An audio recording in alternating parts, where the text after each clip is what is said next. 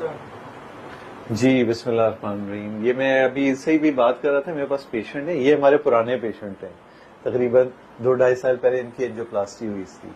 تو اب یہ ماشاءاللہ ہماری ویڈیو سن سن کے لگتا ہے ڈاکٹروں سے بھی زیادہ اوپر چلے گئے.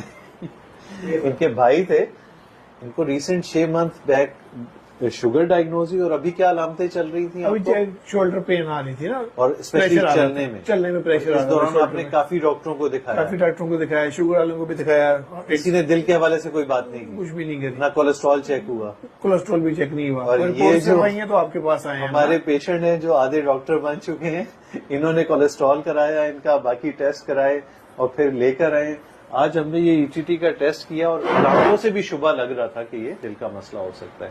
تو ابھی ای ٹی ٹی کا ٹیسٹ کیا ہے, اس میں کافی چینجز آئی ہیں. تو اس لحاظ سے بڑا امپورٹنٹ ہے, اگر شوگر کے مریض میں چلنے پھرنے میں کسی نوعیت کی بھی کوئی تکلیف ہو رہی ہے, چاہے وہ کندھوں میں ہے, بازو میں ہے, سینے میں ہے, تو دل کے ڈاکٹر کو تو پک کرنا چاہیے کہ یہ انجائنا کی کیفیت ہے. اللہ کا شکر ہے کہ بھائی نے یہاں پہ لے کے آئے ڈاکٹر فواسا کے پاس, اور ان کا تعاون, ان کا ٹریٹمنٹ کا طریقہ کار, آدھا پیشنٹ الحمدللہ ویسے ہی ان کی باتوں سے صحیح ہو جاتا ہے. باقی اللہ نے ان کے ہاتھ میں شفا رکھی ہوئی ہے.